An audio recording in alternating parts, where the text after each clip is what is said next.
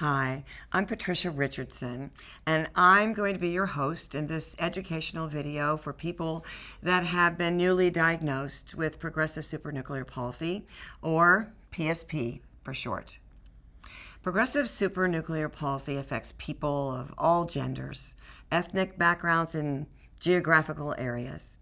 In this video, you will be given the facts about PSP by an expert neurologist and learn about the treatment options that are available.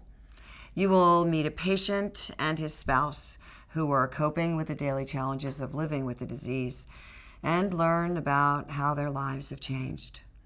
Also, you will hear from a volunteer about some of the help you can and should seek out during your journey with PSP. Getting the right facts is a vital part of understanding the disease. You may have many concerns about PSP. Here are answers to some of the more important questions. Progressive supranuclear palsy is a degenerative disease of the brain. It causes brain cells in many different areas to not work well and then to slowly die off, and in the process produces many different symptoms. It's a rare disease. In the United States, there are only between 4,000 and 5,000 people alive who have the disease, and about 3 times that many who have the disease but have not yet been diagnosed with it. The most common first symptom of PSP, which occurs in about 60 or 65%, is falls, unheralded falls, without any change in walking to go along with it. The next most common symptom is a change in behavior, becoming more withdrawn or more outgoing.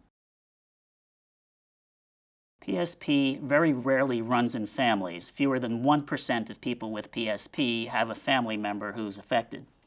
Nevertheless, there are a few genes that have been shown to each have a small influence on the cause of PSP. There is a lot of research going on in PSP right now. There are clinical trials, there's investigation of new genetic contributions, there's investigation of new diagnostic tests, and laboratory animals are being used to better understand the disease as it occurs in humans. Although we don't yet have a definitive cure for PSP, many of the symptoms of PSP can be treated with existing medication. This has to be done very carefully by a neurologist. In addition to the medication treatment, there are many areas of physical and rehabilitative treatment and exercise that every patient with PSP should explore because they can be quite beneficial. Rehabilitative services such as physical, occupational, and speech and language therapy are highly recommended for people with PSP because of the unique benefits they provide. Physical therapists can help with problems like a lack of balance, impaired mobility, and falling, while occupational therapists can help people continue to accomplish the routine daily tasks that become more difficult due to PSP. Speech and language pathologists can help improve difficulty with swallowing and speech, such as losing the strength of one's voice. It is ideal to begin working with these therapists as soon as possible after you've been diagnosed. Now that you know more about PSP and some potential treatments, let's hear from a newly diagnosed patient about what it's like to have the disease. Probably the first symptom was balance. I was having trouble standing in place, standing still. I would have to keep shuffling just to maintain that balance. And I was having some memory problems. That's what led me, my family physician led me to the neurologist.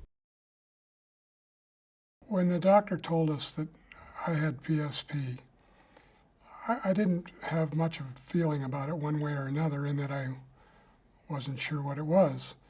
Now, my wife, on the other hand, I think was terrified because we knew it wasn't good.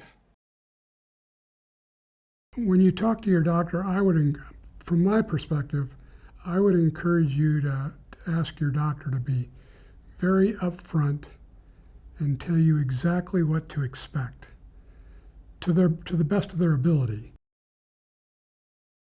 My wife has spent most of the time researching, looking on the internet.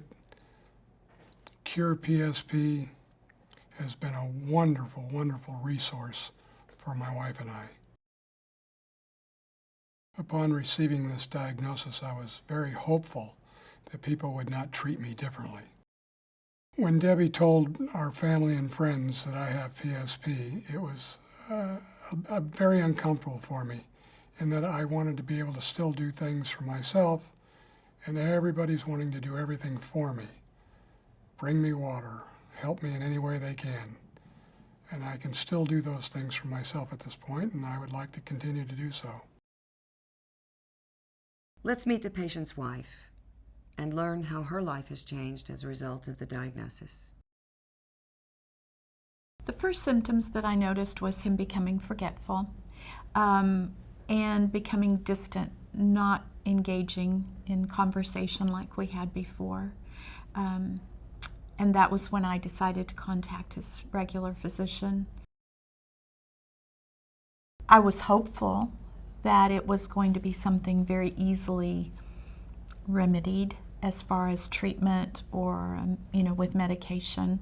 And when she told us at the doctor's visit that day, I will tell you that we both looked at each other, and the only way I can describe it is it felt like we were both being hit by a train.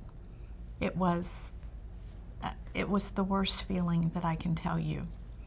And there was a lot that I did not realize happened that day. There was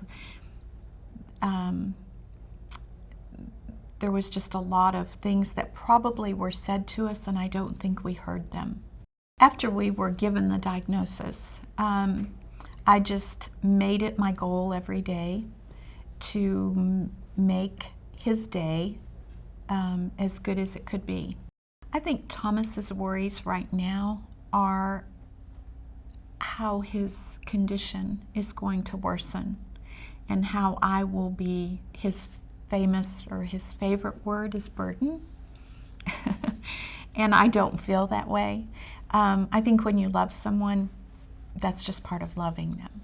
But I think that is his biggest concern, is the burden he feels that this disease has given me. And I don't feel that way. Now you'll hear from a volunteer who has spent a lot of time talking with and supporting PSP patients and their families. I decided to become a volunteer because I felt that there was a lot I had learned in caring for my late husband. And I wanted to be able to pass along that knowledge to any other caregivers or the patients themselves on how to get through life every day the safest way possible.